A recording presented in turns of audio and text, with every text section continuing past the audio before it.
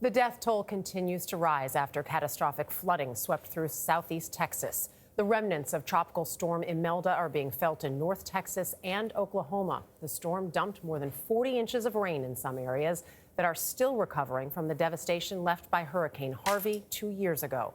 Mireya Villarreal is in Winnie, Texas. Mireya, good morning.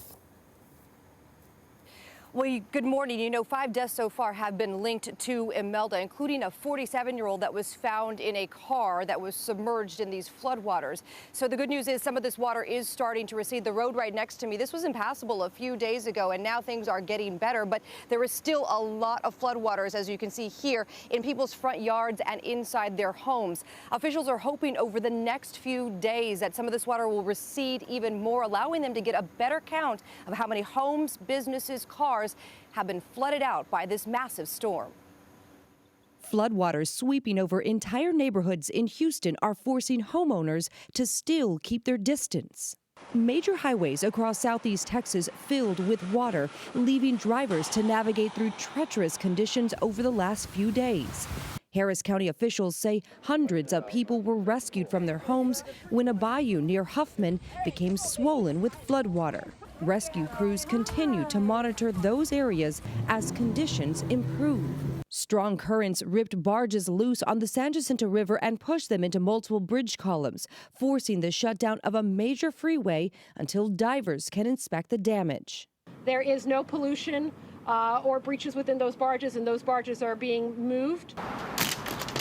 Third time in 3 years.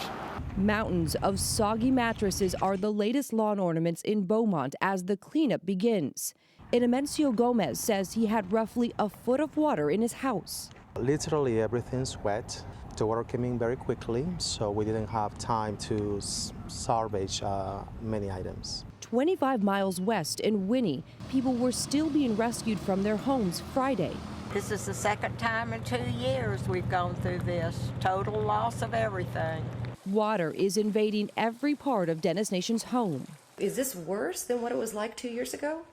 It is from an emotional standpoint because we went through it and we got through it. He plans to clean up the house, but he's still not sure he'll ever move back in. Things aren't going to get any better. They're just going to get worse.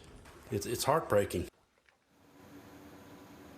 Officials are worried the death toll could climb as the waters start to recede. There is a flood warning still in place in this area, and also there is a curfew in place here in Winnie. The sheriff tells me he wants to make sure there is no looting in this area, especially because people still can't get back into their homes.